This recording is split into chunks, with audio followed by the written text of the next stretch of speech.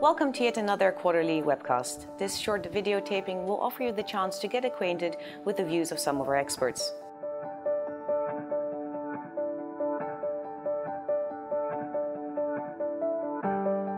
Ivan, welcome. Good morning.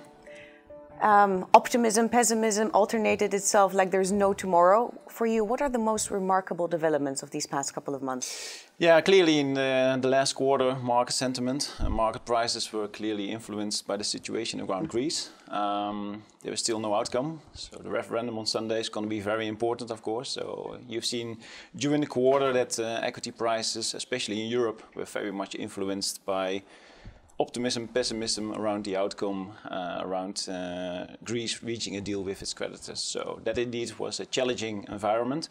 Next to that, in the fixed income market, we've seen that the German 10-year yield reached an all-time low on April 20th, 5 basis points.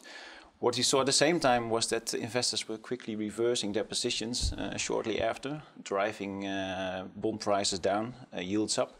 So we ended the German 10-year yield of at 0.8% by the end of the quarter, meaning 16 times as high as the low that we reached in April 20th.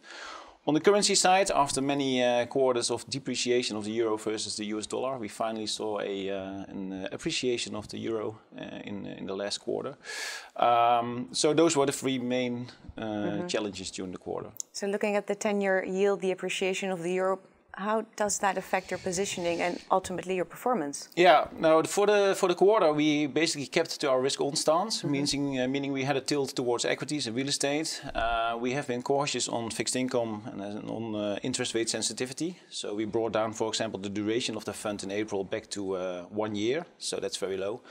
Added somewhat to the duration over the rest of the quarter.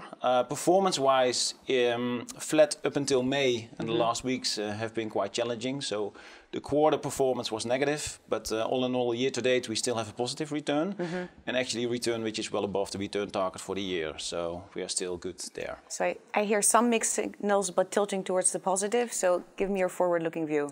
Yeah, our view is still that we think that global growth will pick up in the second half of the year. So from a fundamental point of view, we think that's still the type of environment where you want to have a risk-on stance. I do have to say, though, that for a couple of reasons, summertime, low liquidity, also the volatility, uncertainty that is still lingering around the situation in Greece.